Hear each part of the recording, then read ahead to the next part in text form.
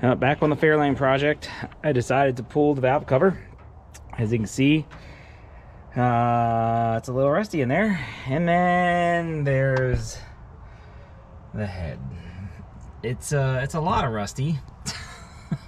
So I'm gonna vacuum everything out that I can.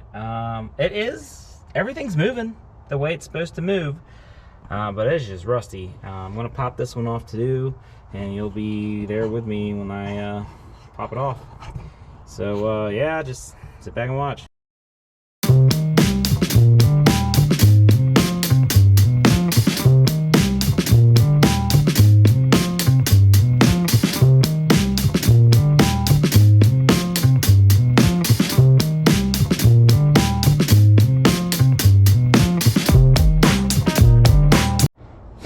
As you can see, it's well, it's not as bad as I thought. I mean, yeah, it's rusty, but after taking everything off, it's okay. I can deal. I'll do a little more scrubbing on it.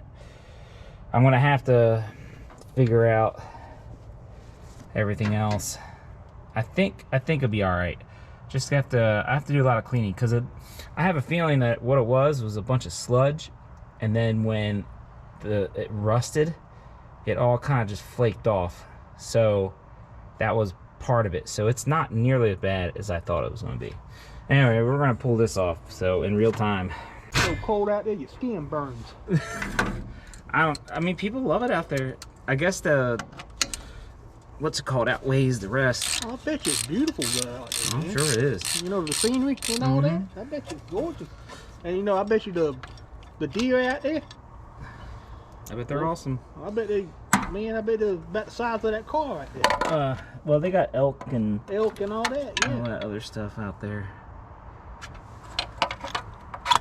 We're gonna pop this off. This doesn't look too bad. I mean, yeah, it's got a little surface rust, but that one's not too bad. Find out, I guess. The picture went out. It's still recording. Yeah, it just goes dark. Yeah. These aren't even tight.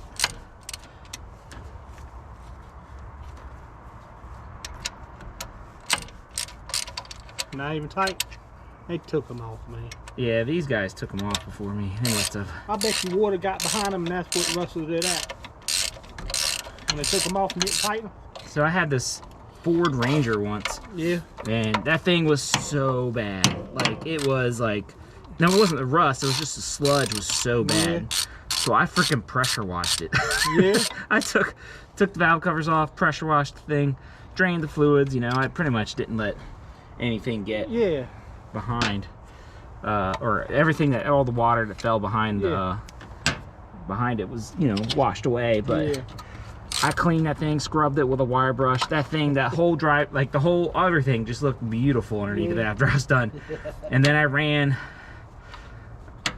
After that, I ran transmission fluid for it. Yeah. Changed the oil filter like 3 times. And then finally put regular oil in the thing. That thing never had a tick. Never had anything. When I was driving it from where, see, it was Twin Falls, Idaho. I had it before. So when I was driving, that's where I bought it from. I was driving down the road sideways, and it leaked like 3 quarts of oil on the way. There was no valve covers. Like, just none. Or the valve cover gaskets, I mean. Like, when I took off the gaskets for the first time, I couldn't believe it. Couldn't believe what I was seeing. There was no gaskets, and it was just leaking outside. It smoked all the way home. I don't even know how I got it home. It was insane. But I got it home and drove that thing after I got it done, got new tires. I mean, I did all kinds of stuff to it. I think I maybe put 300 bucks into it. Got it for 800 and sold it for like 1600 before I left to go to England. I want another one. I can't find one. That's find one around here, man. People around here think they got gold. They're around, it's just not around here. They want too much money for stuff around here, man. I know, the prices of used car stuff is going down. Even like cool used car stuff is going down because people are starting to realize like they don't have that extra money to spend anymore. Yeah. So I can't do it. All right, here we go. Let's see how bad this one is. If I can get it off.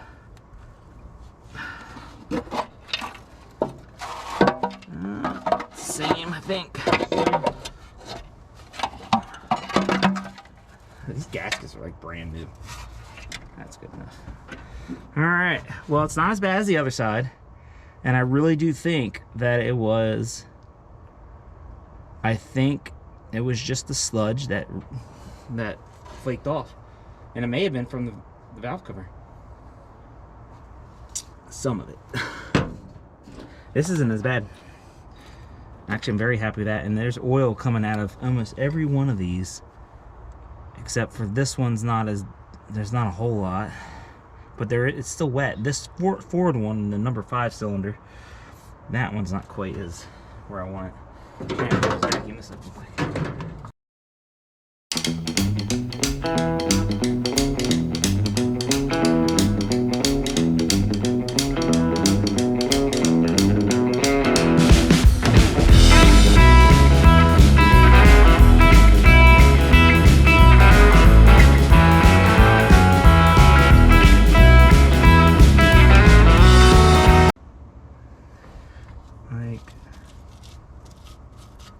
I just gotta run, like this one right here for sure is not getting oiled up.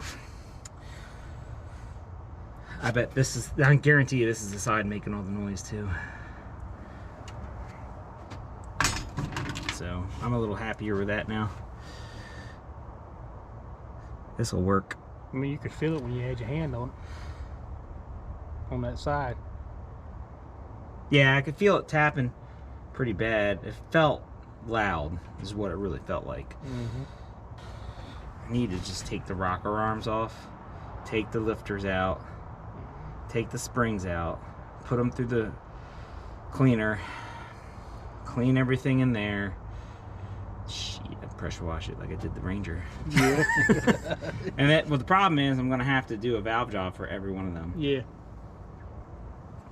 I have to adjust the valves, which is a little more work than I was hoping to get into, but